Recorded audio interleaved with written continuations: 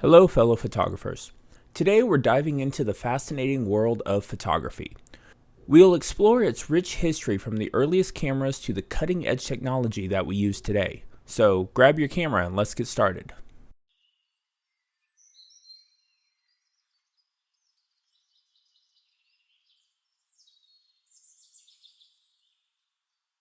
Our journey begins in ancient times with the concept of the camera obscura, which is Latin for dark room. This was essentially a darkened room or a box with a small hole on one side. Light would pass through this hole, projecting an inverted image of the outside scene onto the opposite wall. While this wasn't photography as we know it, it was the first step towards capturing images. Fast forward to the 11th century when the Arab scientist Ibn al-Haytham, also known as Alhazen, made significant contributions to the understanding of the optics of the camera obscura. Here are the key contributions that he made. One was the explanation of vision and light. Alhazen was the first to explain that vision occurs when light reflects off an object and then enters the eyes. This was a major departure from the prevailing theories of his time, which often involved the idea of rays emanating from the eyes themselves. Another was the camera obscura. He conducted experiments with the camera obscura, a device that projects an image of its surroundings onto a screen through a small hole. Alhazen used the camera obscura to demonstrate how light travels in straight lines and how images can be projected upside down. His most famous work, Kitab al-Munandir, the Book of Optics. Written between 1011 and 1021, it's a comprehensive 7-volume treatise on optics and visual perception. In his work, he systematically studied and documented the properties of light and color, reflection, refraction, and the anatomy of the eye. Alhazen is often considered one of the early pioneers of the scientific method. He emphasized the importance of experimentation and empirical evidence in scientific inquiry. His systematic approach to testing hypotheses laid the groundwork for the modern scientific method. He studied the refraction of light. This is the bending of light as it passes through different mediums, and explained how lenses work. This understanding was crucial for the development of corrective lenses for vision and later for optical instruments such as microscopes and telescopes. Alhazen's work with the camera obscura included the observation and explanation of how light passing through a small aperture projects an inverted image of the scene outside. This principle is fundamental to the operation of all cameras, including pinhole cameras and modern digital cameras. Alhazen's contributions were foundational for the fields of optics, vision science, and the development of photographic technology. His work influenced later scientists and inventors, including those of the Renaissance period and beyond. Now let's jump to the early 19th century, where the true story of photography begins. In 1826, a French inventor named Joseph Nicephore Niepce. He created the first permanent photograph using a process called heliography. This is one of the earliest photographic processes. It involves coating a metal plate with bitumen, which hardens under exposure to light, and then washing away the unexposed parts to create a permanent image. This process produced the world's first known permanent photograph, making a significant milestone in the history of photography. Niepce's work paved the way for Louis Daguerre, another French inventor who developed the daguerreotype in 1839. The daguerreotype is an early photographic process that produces a highly detailed image on a silver-coated copper plate. The process involves exposing the plate to iodine vapor to create a light-sensitive surface, then exposing it in a camera, and finally developing the image with mercury vapor and fixing it with a salt solution. Daguerreotypes are unique positive images that are characterized by their sharp detail and mirror-like surface, and they were the first commercially successful form of photography. This process produced much clearer images than heliography on a silver-coated copper plate and quickly became popular. Around the same time, in England, William Henry Fox Talbot was working on the calotype process, which used paper coated with silver iodine. Unlike daguerreotypes, calotypes produce negative images that could be used to make multiple positive prints. If you've ever worked in a darkroom, this process is starting to sound very familiar to you. These pioneers laid the foundation for modern photography, and soon photographers all over the world were experimenting with new techniques and materials. As the 19th century progressed, so did the technology. In 1888, George Eastman revolutionized photography with the introduction of the Kodak camera. It was affordable, portable, and came preloaded with film, making photography accessible to the masses. The camera design was straightforward, making photography accessible to amateurs. It featured a fixed focus lens and a single shutter speed, eliminating the need for complex adjustments. The Kodak camera had a box-like shape, which was compact and portable for its time. It was made of wood and covered with leather. Instead of using glass plates, the Kodak camera used a roll of film that could take 100 exposures. This was revolutionary as it significantly simplified the process of taking multiple photographs. The marketing tagline for the Kodak camera was, "You press the button, we do the rest." This highlighted the ease of use as consumers simply sent the camera back to Kodak for developing and printing the photographs. The camera was sold for $25. By today's standards, that's just under $800, which was relatively expensive at the time, but still affordable for many enthusiasts. The cost included the camera, film, and processing. The Kodak camera democratized photography, making it possible for ordinary people to take their own photos. It marked the beginning of snapshot photography and led to the mass popularization of photography as a hobby. In 1888, Kodak laid the foundation for modern photography, setting the stage for future innovations in camera technology and film processing. Moving into the 20th century, the development of the 35mm film format by Leica in the 1920s changed the game again. These cameras were compact and versatile, making them popular among both professional and amateur photographers. The first Leica camera, known as Leica 1, was introduced by the German company Leitz in 1925. It was designed by Oskar Barnack. The Leica 1 was one of the first cameras to use 35mm film, which was originally a motion picture film format. This small format allowed for more compact and portable camera design. The Leica's compact and portable design made it popular among photographers who needed a reliable and easily transportable camera. It featured a rangefinder focusing mechanism and a built-in viewfinder. The Leica cameras were known for their high-quality construction and precision engineering. This reputation for reliability and quality made them favored by professional photographers. The Leica 1 allowed for interchangeable lenses, giving photographers greater flexibility in their work. This feature was revolutionary at the time and set a new standard for camera design. The portability and reliability of the Leica made it a favorite among photojournalists. It played a significant role in the development of candid and street photography, enabling photographers to capture spontaneous moments with ease. Over the years, Leica continued to innovate, introducing various models with improved features. The Leica II, introduced in 1932, featured an integrated rangefinder coupled with the viewfinder, and the Leica III, introduced in 1933, included slow shutter speeds. The Leica camera had a profound impact on the art and practice of photography. It democratized photography, making high-quality equipment available to a broader range of users, and it influenced the style and approach of photographers worldwide. The Leica camera's introduction marked a significant shift in the photographic world, emphasizing mobility, quality, and versatility. Its influence is still felt today, with Leica remaining a respected name in the industry. The mid-20th century saw the rise of SLR, or single-lens reflex cameras, which allowed photographers to see exactly what they were going to capture through the viewfinder. Brands like Nikon, Canon, and Pentax became household names. SLR, single-lens reflex cameras, are a type of camera that uses a mirror and prism system to allow photographers to see exactly what will be captured. An SLR camera employs a mirror placed between the lens and the film.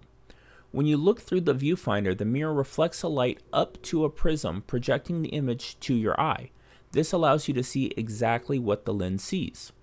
One of the key features of SLR cameras is the ability to change lenses, giving photographers a wide range of creative options from wide-angle to telephoto lenses.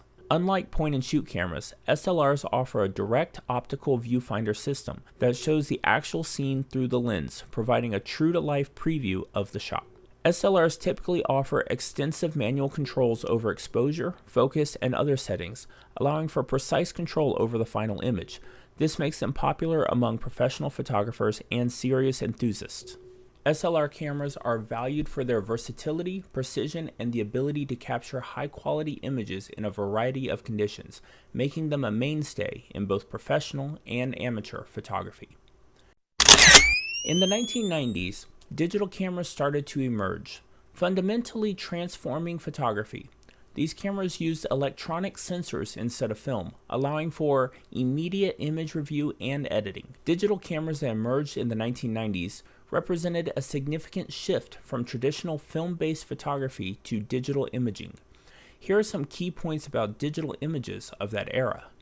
The first commercially available digital camera was the Dicam Model 1, released in 1990. It was also known as the Logitech Photoman. It had a resolution of 376 by 240 pixels and stored images digitally on internal memory. By today's standards, that is quite small. Digital cameras in the 1990s used CCD sensors, charge-coupled device, to capture images. These sensors converted light into electronic signals, which were then processed and stored as digital files. Early digital cameras typically used internal memory, and later models began to use removable media, such as floppy disks, compact flash cards, and smart media cards. The storage capacity was relatively limited, often holding only a few dozen images. The resolution of digital cameras in the 1990s was quite low by today's standards, often ranging from 0.3 megapixels to around 1.3 megapixels. Despite the low resolution, these cameras were revolutionary for their ability to instantly review and delete images. Many digital cameras from the mid to late 90s featured small LCD screens for image preview and review.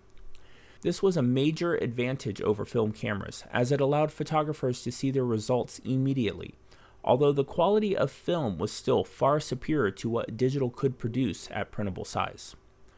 Some notable digital cameras from the 1990s include the Apple QuickTake 100, released in 1994. It was one of the first consumer digital cameras with a resolution of 640 by 480 pixels. The Kodak DC-40, released in 1995. It marked Kodak's entry into the consumer digital camera market. Sony's CyberShot DSC F1, released in 1996, it featured a swiveling lens and built-in memory. The Nikon Coolpix 100, released in 1997, it featured a 0.3 megapixel resolution and could be connected directly to a computer for image transfer. Digital cameras of the 1990s began to change the way people took and processed photographs. The ability to instantly review images, along with the convenience of digital storage, gradually led to the decline of film cameras. These early digital cameras laid the groundwork for rapid advancements in digital imaging technology that followed, leading to the high-resolution, feature-rich detail cameras we use today. Today we have two primary types of digital cameras dominating the market: DSLRs and mirrorless cameras. DSLRs, or digital single lens reflex cameras, use a mirror mechanism to reflect light from the lens to an optical viewfinder. They've been the go-to choice of professionals for years. Mirrorless cameras, on the other hand, do away with the mirror mechanism, making them more compact and often lighter. They use electronic viewfinders or LCD screens for composition. Major players in this field include Sony, Fujifilm, and Panasonic. Both DSLRs and mirrorless cameras offer incredible image quality, interchangeable lenses, and advanced features, but the choice between them often comes down to personal preference and specific needs. Let's take a moment and honor some of the pioneers who have shaped the world of photography. Besides Niepce, Daguerre, and Talbot, we have Edward Muybridge, who is known for his pioneering work in motion photography. Edward Muybridge's work laid the foundations for motion picture technology. Muybridge was born Edward James Muggeridge in Kingston upon Thames, England. In 1830, he later changed his name to be more distinctive, Edward Muybridge. He moved to the United States in the 1850s and began his career as a landscape photographer, gaining fame for his images of the American West, particularly Yosemite Valley. Muybridge is best known for his work in capturing motion. His most famous series of photographs, The Horse in Motion, was created in 1878. These photographs were commissioned by Leland Stanford, a businessman and racehorse owner, to determine whether all four of a horse's hooves left the ground simultaneously while galloping. Muybridge invented the zoopraxiscope in 1879, a device that projected sequences of images to simulate motion. This can be considered an early form of the movie projector. He created motion studies of various animals and humans, capturing movements that were too fast for the naked eye to discern. Muybridge's work provided valuable insight into the mechanics of movement. His systematic approach to capturing and analyzing motion had a significant impact on both science and art, influencing fields such as biomechanics, physiology, and animation. Muybridge published several works, including Animal Locomotion in 1887, a comprehensive collection of his motion studies, which consisted of thousands of images of animals and humans in motion captured using multiple cameras. Muybridge's pioneering work in sequential photography and motion analysis is considered a critical precursor to the development of motion pictures. His techniques and inventions paved the way for later advancements in cinematography. Edward Muybridge's innovative approach to capturing motion not only advanced the field of photography, but also laid the groundwork for the development of film and animation, making him a key figure in the history of visual media. Then there's Ansel Adams, whose stunning black and white landscapes of the American West have become iconic.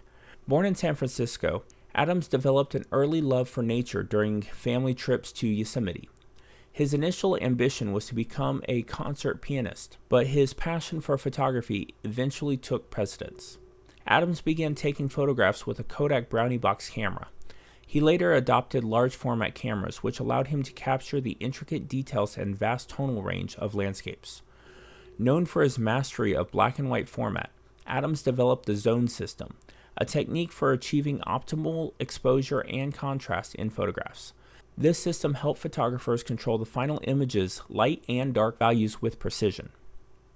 Adams was a lifelong member of the Sierra Club, using his photography to advocate environmental conservation.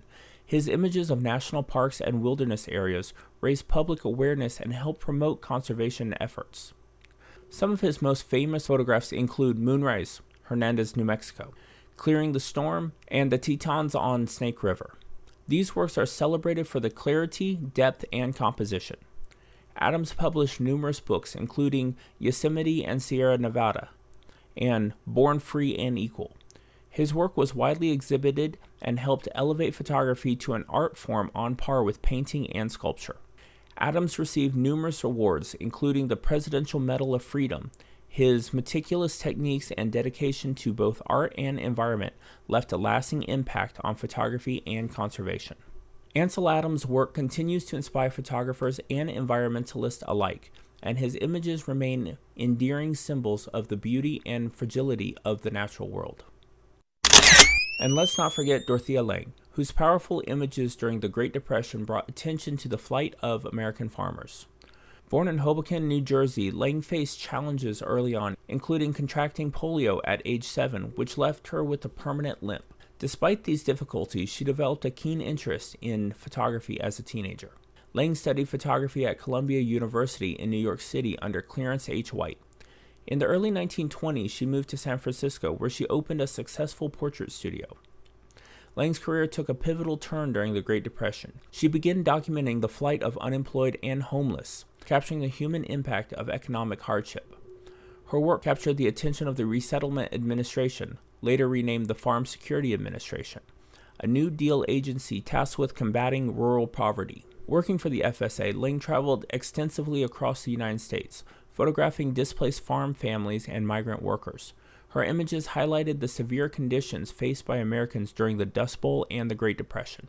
Lange's most famous photograph, Migrant Mother, in 1936, depicts Florence Owens Thompson, a destitute pea picker in California with her children. This image became an iconic representation of the era and underscored the human cost of the Depression. During World War II, Lange was hired by the War Relocation Authority to document the internment of Japanese Americans. Her photos from this period, which starkly depicted the injustice and harsh conditions of the internment camps, were initially impounded by the U.S. government and remained largely unseen for decades. After the war, Lang co-founded the photography magazine Aperture and continued to work on various documentary projects. Her later work included documenting rural life in Ireland and Asia. Lang's work has been celebrated for its empathetic portrayal of her subjects and its significant impact on documentary photography and social justice. Lang's contributions to photography and social awareness have been widely recognized. She received a Guggenheim Fellowship in 1941, and her work has been exhibited in major museums around the world. Dorothea Lang's photographs remain powerful historical documents and are celebrated for their artistry and social impact, providing a poignant and enduring record of some of the most challenging periods of American history. These artists, along with many others, have pushed the boundaries of photography and inspired generations of photographers. As we look to the future, the possibilities for photography seem endless. Advances in artificial intelligence, computational photography, and even smartphone cameras are continually reshaping the landscape. Whether you're a professional photographer or just someone who loves to capture moments, it's an exciting time to be involved in photography. Thanks for joining us on this journey through the history of photography. We hope you enjoyed learning about the evolution of cameras and the amazing pioneers who paved the way. Until next time, keep capturing those moments and happy shooting.